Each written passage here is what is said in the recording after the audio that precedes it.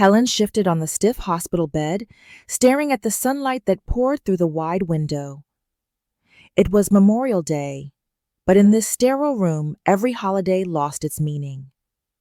The faint beeping of the heart monitor was the only sound that made her feel tethered to something still living. She reached for her phone. Her fingers trembled not from weakness, but from a stubborn hope she refused to kill. She dialed Derek's number. Each ring chipped away at that hope until his voice answered, loud music and laughter echoing in the background. "Hey, Mom. What's up?" His voice was tight, distracted. Helen closed her eyes for a moment, picturing him as a boy who once clung to her apron when storms frightened him. "I'm in the hospital, Derek," she said softly. There was a pause, long enough for her to hear a woman's laugh. Lindsay? Her daughter-in-law. The woman who had slowly, politely taught Derek how to forget his mother. "Mom, can it wait?" "It's Lindsay's birthday brunch. We're about to cut the cake." Helen's lips parted, but no words came. She looked at Nurse Julia, who smiled kindly and adjusted the IV drip without a word. "All right, sweetheart." "Go enjoy the party," she whispered. Derek said something she didn't catch it. He had already drifted back to his world, one where Helen existed only as an obligation. She hung up first. Lunch came on a plastic tray. Watery porridge, a cup of tasteless orange jelly, and lukewarm water. Her name was printed on a sticker, but the ink was smudged as if the world was erasing her slowly, one letter at a time. Helen pushed the jelly aside and stared at the blank wall. 67 years. A lifetime spent giving, caring, standing by her son, even when he forgot how to stand by her. The last time she called an ambulance, it had been for Gerald, her late husband. This time, it was for herself, and the only number she could dial was Derek's. Even that lifeline was thin, fraying snapped in a single birthday brunch. Hours passed. The sun shifted. Julia peeked in with gentle eyes, asking if Helen wanted to see the doctor. She shook her head. What would a doctor do for a heart that didn't ache from disease, but from quiet, polite abandonment? By evening, the untouched jelly still wobbled on its tray. Helen finally reached for the blanket and pulled it up, not because she was cold, but because she needed something, anything, to hold on to. She didn't know it yet, but a storm was forming in the calm corners of her mind. A storm that would soon sweep through the house Derek thought he'd inherit. A storm named Helen. Helen was discharged 2 days later. There was no fuss, no flowers, no waiting family. Julia walked her to the entrance, helped her into the backseat of a waiting cab, and squeezed her hand once before letting go. "Take care of yourself, Mrs. Helen." Julia said, her eyes warm yet pitying. The car pulled away from the hospital, carrying Helen back to the place that used to feel like a fortress of laughter, burnt toast on Sunday mornings, and Gerald's deep voice reading the newspaper aloud. Now it was just walls and silence. She asked the driver to stop by the pharmacy.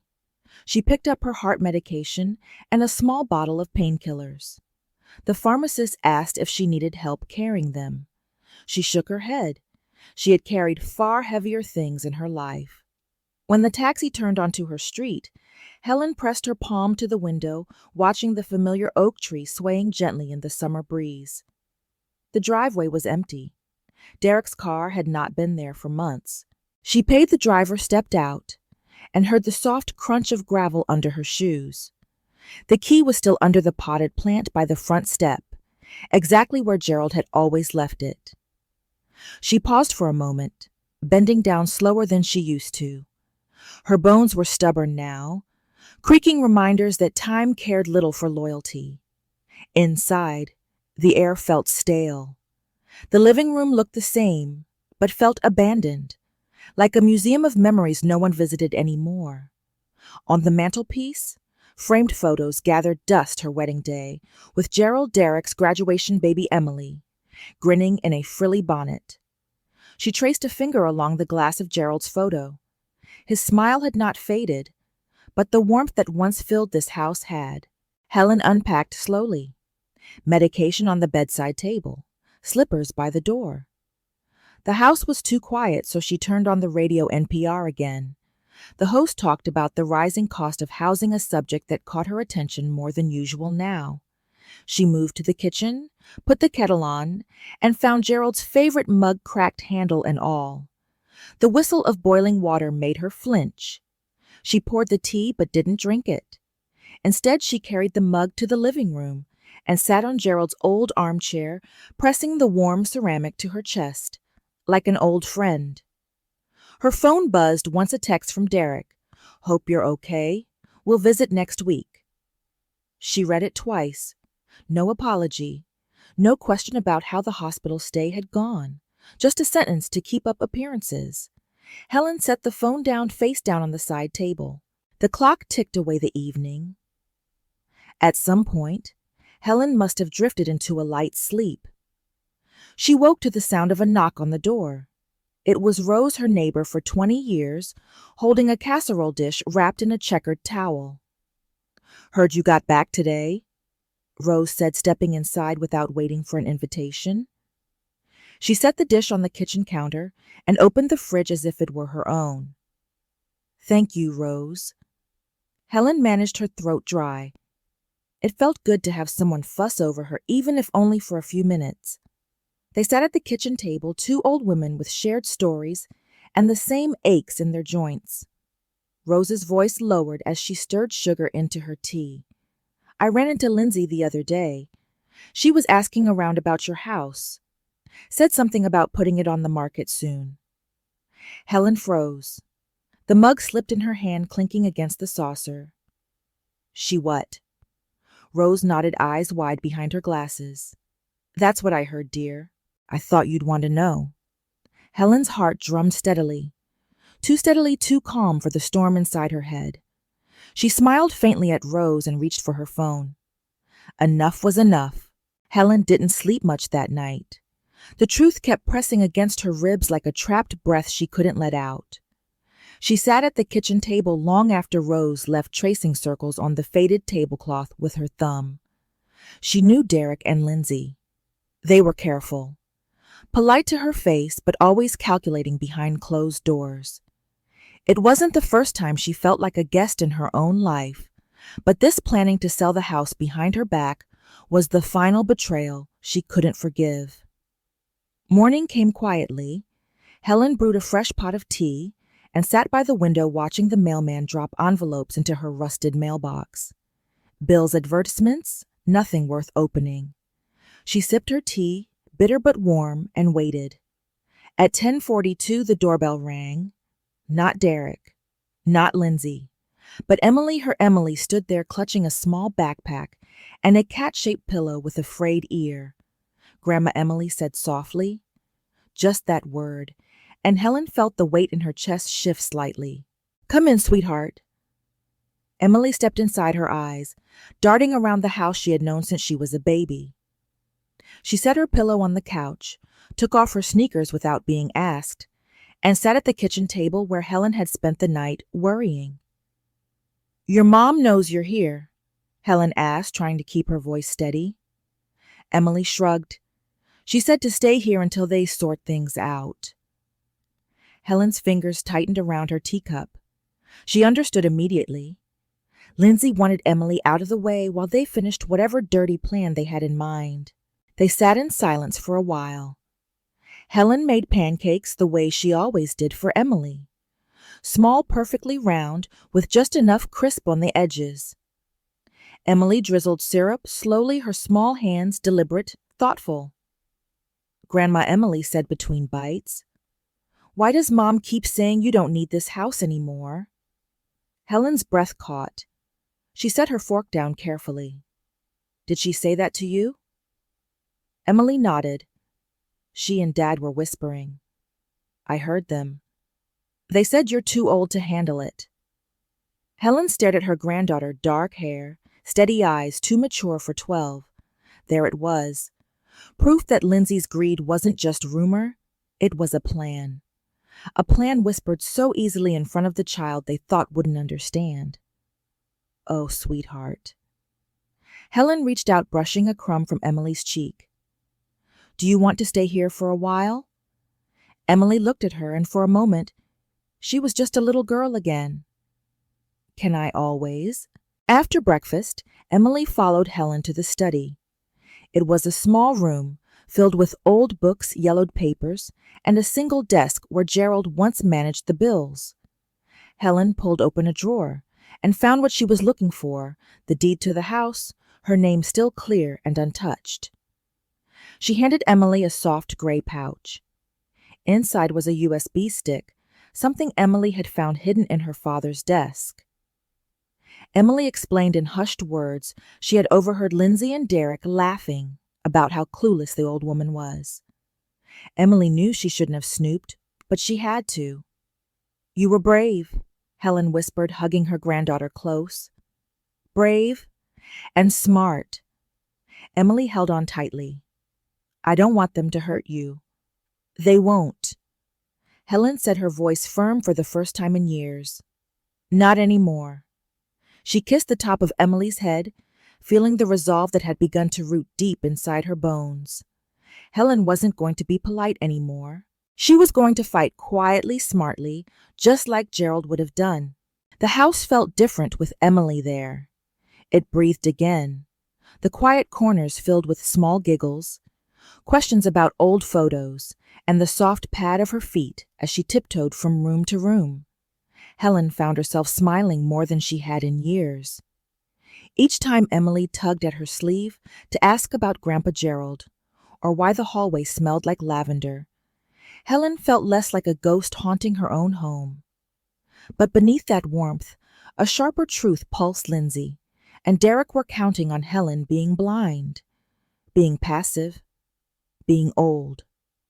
They'd forgotten that the same woman who raised a son and tended a house for 40 years hadn't forgotten how to stand up for herself. One evening after Emily had gone to bed in the guest room, Helen returned to the study. She switched on the old brass lamp and sat at Gerald's desk, the same place he once wrote checks and birthday cards. She opened the top drawer and found the envelope again, ivory frayed edges, Gerald's slanted blue ink. Helen, open only when you need to. She had obeyed that wish for years, afraid the words would remind her too much of him, of all she'd lost. But tonight, she needed his strength more than her fear. With trembling hands, she unfolded the paper.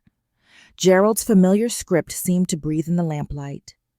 My Helen, if you're reading this, it means you're alone now. But remember, this house is yours until you decide otherwise. No one, not even our boy, has the right to force you out. Stand your ground, sweetheart. You hold the last light in this home. Yours always. G. Helen pressed the paper to her lips, eyes shut against the tears she'd refused for too long. When she opened them, something inside her had shifted. She was done begging for scraps of love, done being polite.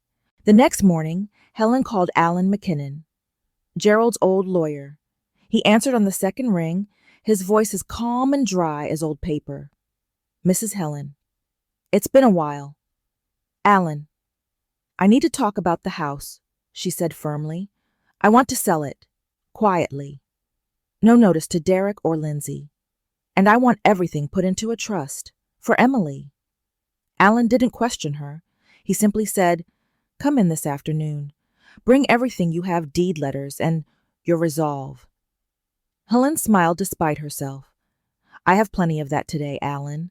Before leaving, she found Emily curled up on the living room rug, scribbling cats and flowers in her sketchbook. Grandma's going to run an errand, Honey, Helen said, smoothing Emily's hair back. Rose will come sit with you for an hour. Be good, all right. Emily looked up, eyes curious but trusting.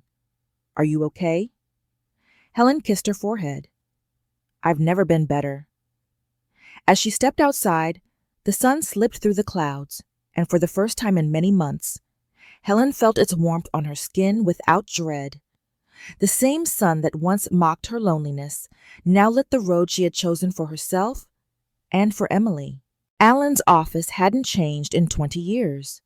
The same dusty bookshelf, the same cracked leather chairs, even the faint smell of old coffee and lemon-scented wood polish. It comforted Helen more than she expected. Alan stood to greet her, his striped tie a little looser than she remembered. He took her hand gently. "You look strong today, Mrs. Helen."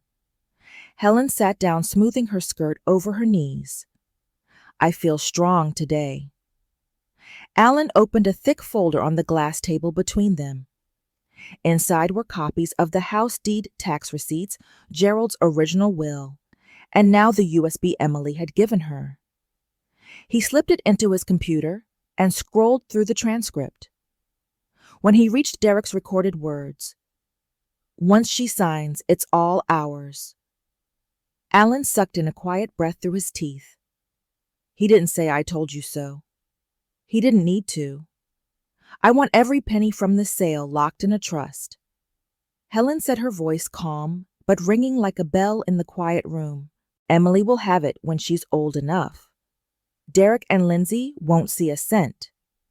Alan nodded, scribbling notes in his ledger with a silver pen that clicked softly each time he paused. "We can push the paperwork through in 48 hours. No listing, no sign in the yard. I know a buyer who will pay in cash. Discreet." "Perfect," Helen said. He looked up, studying her face. "You're sure you don't want to confront him first? Or give him a chance to explain?" Helen almost laughed, but the sound caught in her chest. "Explain what?" "That my only worth to him is a piece of property." "No, Alan. I've explained myself for 70 years. I'm done." They signed papers one after another. Alan read each page aloud, his calm tone grounding Helen's rising heartbeat. She signed with a steady hand, no trembling, no second guessing. When she finished, Alan pressed the final red seal onto the stack of documents and set his heavy notary stamp beside it, like an exclamation mark. "It's done," he said. Helen exhaled. A strange lightness spread through her shoulders. She thought she might cry, but instead she smiled. She had carried so many rooms inside her heart.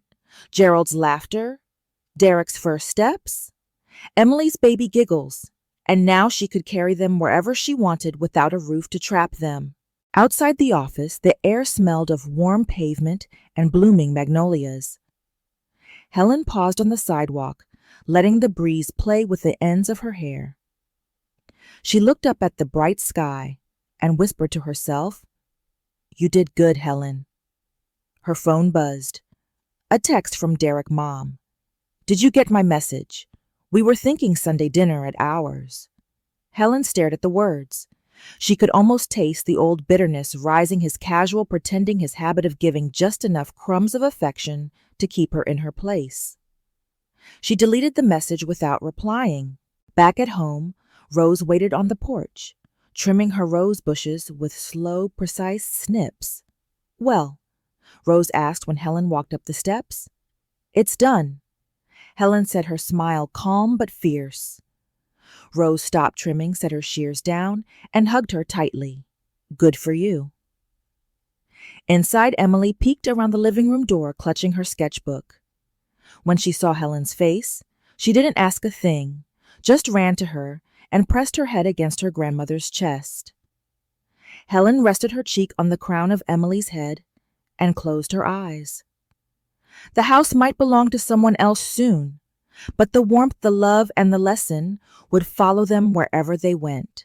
The sale closed exactly 48 hours later, just as Alan promised. Helen packed lightly a few clothes, Gerald's favorite mug, Emily's baby pictures, and the letter with Gerald's handwriting that she would keep until her last breath. Boxes lined the living room, neatly labeled, "To keep, to donate memories." There wasn't much worth taking. Helen realized so much of a life could fit in 2 suitcases when the love was already inside you. She didn't tell Derek. She didn't need to. The silence would deliver the message clearer than any word. On the third morning, as the moving truck pulled into the driveway, Helen stood by the window watching Emily chase a butterfly across the patchy lawn. The girl's laughter danced through the air like wind chimes, pure unaware of how the world could break and mend in the same heartbeat. Rose came over carrying warm apple pie in a foil tin. She set it on the counter, wiped her hands on her apron, and hugged Helen tight. "You've done the right thing," Rose whispered. "Don't doubt it for a second." Helen nodded, eyes tracing the faded wallpaper. Funny how easy it is to leave when you know you were never welcome to stay. The knock came just after noon. Helen knew it was him even before she opened the door. Derek stood there clutching a cheap bouquet of supermarket lilies flowers, bought in a hurry out of guilt not love. Behind him, Lindsay lingered on the front step, arms crossed, a tight smile playing at her lips, like she still believed she could charm her way through anything. Mom Derek began, his voice too soft, too rehearsed. "I got your text. What's going on, movers?" "You're leaving." Helen didn't move aside to let him in. She simply handed him a thick envelope, the wax seal bright red under the harsh midday sun. "This is everything you need to know," she said calmly. "The house is sold, the money is safe, and Emily is protected." Derek's face paled. "Mom, you didn't even talk to us." Helen cut him off, her tone steady but gentle. "No, Derek, you didn't talk to me. Not when it mattered." Lindsay stepped forward, her voice syrupy and sharp all at once. "You think you can just leave us out? What about Emily?" "She'll hate you for this." Helen glanced back. Emily stood behind the curtain, small but unafraid. She stepped out, slipped her hand into her grandmother's, and said nothing, because her presence said enough. "She knows who loves her, Lindsay," Helen said, "and she'll learn how to stand up for herself." Just like her grandmother, without another word, Helen closed the door. She pressed her back against it and drew in a deep breath. Outside, she heard Derek's muffled voice rising, Lindsay's frustration hissing through clenched teeth. But inside the house, her house for one last afternoon, there was only peace. Emily came to her side and hugged her waist. "Where will we go now?" Grandma Helen knelt to her level, brushing a stray hair behind Emily's ear. "Somewhere quiet, somewhere kind. It's not the house that makes the home, sweetheart. It's us." Emily smiled, her eyes bright. "Then we already have one." Helen laughed, a sound she hadn't heard from her own mouth in so long that it startled her. "Yes, baby. We do." Helen didn't bother watching Derek and Lindsay storm down the porch steps. She knew they'd go straight to a lawyer, try to claw back what they thought was theirs by right. But what they never understood was that the house was never theirs to take. It was hers to give. And now she had given it away, to freedom, to Emily's future, to herself. She shut the curtains, blocking out the sight of their car screeching away. She turned to Emily, who was still holding her hand so tightly, Helen could feel the tiny pulse of her granddaughter's heartbeat. It felt stronger than her own. "Would you like to help me finish packing?" Helen asked. Emily nodded, eyes wide, brave. "Can I pack my books?" "You can pack anything you want, darling." Together they went room to room, deciding what memories were worth carrying into the new dawn. Helen picked a small box for the kitchen, Gerald's mug, 2 spoons, a single porcelain plate with a chip on the rim that no guest ever saw. Emily packed her cat pillow, 3 sketchbooks, and a plastic jewelry box shaped like a heart. After sunset, the house felt lighter than ever. The ghosts of bitter arguments, Derek's dismissive phone calls, Lindsay's forced politeness. Helen felt them drift out with every cardboard box that left the hallway. She and Emily sat cross-legged on the living room floor. Between them, a pizza box lay open. Neither of them cared that the toppings were cold, and the soda was flat. Emily giggled when Helen dabbed tomato sauce off her nose. "Grandma, will you miss this house?" Emily asked suddenly. Helen looked around. The faded curtains, the creaky floorboards, the old armchair where she once curled up waiting for Gerald to come home from his night shifts. "No, baby," Helen said. "I'll miss the people we were in it, but we're still those people even without these walls." Emily leaned her head on Helen's shoulder. "I like that." They cleaned up the dinner mess and spread out blankets on the living room rug. No beds tonight, just stories whispered under dim lamplight. Helen told Emily about her first date with Gerald, how he spilled coffee on his only good shirt, and still made her laugh so hard she knew he was the one. Emily whispered secrets about her school, how she hated lunchline bullies, how sometimes she wished her parents would just stop fighting for once. Helen brushed her fingers through Emily's hair and promised, "From now on you won't have to wish so hard for peace." "I promise you that." The clock ticked past midnight. The packed boxes stacked against the walls cast soft shadows that danced like quiet sentinels. Helen lay awake for a while listening to Emily's soft breathing. She mouthed a thank you to the ceiling, maybe to Gerald, maybe to the piece of herself that finally woke up. Tomorrow this house would no longer be hers, but tonight it was still her home. And tonight it held only love. Helen woke before dawn. For a moment the shadows on the ceiling made her heart race. Old habit, old fear that the day would hold more of the same loneliness. Derek's neglect, Lindsay's schemes. But then she felt the soft weight of Emily's small hand resting on her arm. The gentle rise and fall of her granddaughter's sleeping breath reminded Helen that this morning was not like any other. She rose quietly, careful not to wake Emily, and tiptoed into the kitchen. There in the half-light, she brewed one last pot of tea in Gerald's cracked mug. The steam curled into the air, carrying a calm she hadn't known in years.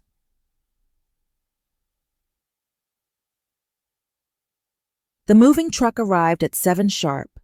Rose came by again, fussing about breakfast, pressing a wrapped sandwich into Helen's hand like a mother hen. "You feed that child proper on the road, you hear me?" she scolded, eyes misty. Helen squeezed her friend's hand. "You've done more for me than my own blood ever did." Rose sniffled and clicked her tongue. "Go on now. You've got places to be." Emily woke to the sound of boxes being lifted. She rubbed her eyes and stumbled into the kitchen, hair a wild halo around her sleepy face. "Are we really going?" she asked, her voice small, but brimming with the hope she didn't dare trust until now. Helen bent down, brushing her knuckles along Emily's cheek. "We are, my brave girl. You and me. Together." Emily hugged her fiercely, her arms warm and steady. Helen breathed in the scent of pancake syrup still lingering in Emily's hair. She knew right then this was her family. No signatures on paper could define it better. By 8 the house stood nearly empty, just walls and echoes where laughter once lived and bitterness later nested. Helen did one last walk through, touching the mantel, the window frame, the door Gerald had installed himself so many years ago. When she reached the kitchen, she found a small envelope propped against the sugar jar. Her name in familiar childish scrawl, Grandma. Inside was a folded piece of drawing paper. Emily's shaky letters read, "Dear Grandma, thank you for fighting for us. I love you more than this house. Love, Emily." Tears blurred Helen's sight, but she laughed through them. She folded the note and tucked it into her purse, closer than any old key or deed. Outside, Derek's car sped into the driveway, tires crunching gravel. He jumped out before the car even stopped Lindsay on his heels. "Mom! Mom! Please, we can fix this," Derek yelled, desperation cracking his voice. Helen didn't flinch. She pulled Emily closer, resting a hand protectively on her shoulder. "Fix it," Helen said calmly. "No, son. This time I'm fixing it." Lindsay hissed a curse under her breath, her perfect facade slipping like cheap wallpaper. Derek looked helplessly from his mother to his daughter, but said nothing more. Helen turned her back to them. She lifted Emily into the front seat of Rose's car, the one that would take them to their new beginning. She didn't say goodbye. Some goodbyes were best left unsaid. As the car pulled away, Helen watched the old house shrink behind them. She thought she'd feel regret, or at least a pang of sadness. But she didn't. She felt light. She felt ready. She squeezed Emily's hand. Next stop, our real home. Emily grinned, nose pressed to the window, watching freedom roll by in the morning sun. The road wound through rolling hills, painted gold by the early sun. Helen kept one hand on Emily's knee as Rose's old car hummed along. Neither of them spoke much. Words weren't needed. Freedom sometimes blooms best in silence. They reached Hazel's Corner by mid-morning, a small town Gerald once talked about retiring to, though life had different plans back then. The rental house Rose had found for Helen was simple, but sturdy cream walls, blue shutters, and a narrow porch lined with flower pots waiting to be filled. Helen stood on the walkway, keys in hand, the front door yawning open like an old friend waiting to be hugged. Inside, sunlight poured through sheer curtains, warming bare wooden floors. No familiar furniture, no musty smell of old memories, just clean walls and empty rooms, ready to echo with new laughter. Emily tiptoed inside, first peeking behind doors and squealing when she found a tiny attic with a sloped ceiling. "Can I make this my fort, Grandma?" She called down, grinning ear to ear. Helen laughed, her voice spilling into the new space like fresh paint. "It's yours, Captain of the Fort." She watched Emily explore, touching walls like she was blessing each one with a piece of their reclaimed joy. Rose helped unpack the essentials: a kettle, 2 cups, a small bag of groceries. She stayed long enough to nag about which neighbor would help Helen fix the porch rail and who baked the best pies in town. "You're not alone here," Rose reminded, her voice firm as she patted Helen's shoulder. "This street looks out for its own." Helen squeezed her friend's hand. "Thank you for every little thing." When Rose finally drove away, the house fell quiet again. But this quiet hummed with possibility, not loneliness. By afternoon, Helen and Emily sat cross-legged on the living room rug, eating peanut butter sandwiches from paper plates. Emily's giggles bounced off the blank walls. "I think this house likes us, Grandma." Helen raised an eyebrow. "Oh, why do you say that?" "Because it doesn't have old ghosts in the corners," Emily said, licking peanut butter off her thumb. "It feels like it wants us here." Helen closed her eyes for a moment, letting that truth settle deep in her bones. For the first time in years, she didn't feel like she was intruding on her own life. When the dishes were cleared, Helen found herself standing in the doorway to the tiny backyard. It was overgrown with stubborn dandelions and wild mint, but sunlight poured over it like a blessing. She imagined Gerald tending vegetables there, Emily building fairy houses under the big oak at the corner. She would plant lavender along the fence. She would fill the flower pots on the porch. She would bloom here. Emily came up beside her, wrapping both arms around her grandmother's waist. "Are we safe now?" Grandma Helen looked down, brushing a kiss on Emily's forehead. "Yes, sweetheart. We're safe. And we're home."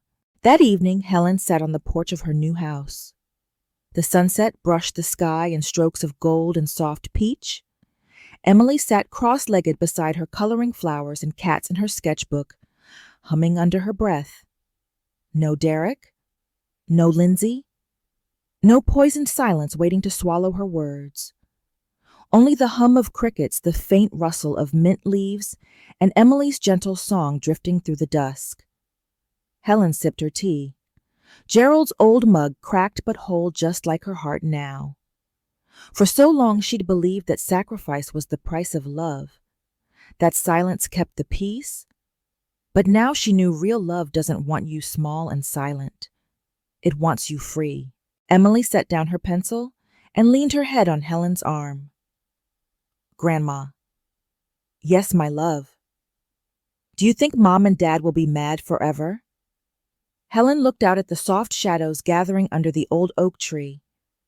She chose her words carefully, words that wouldn't weigh down a child's heart.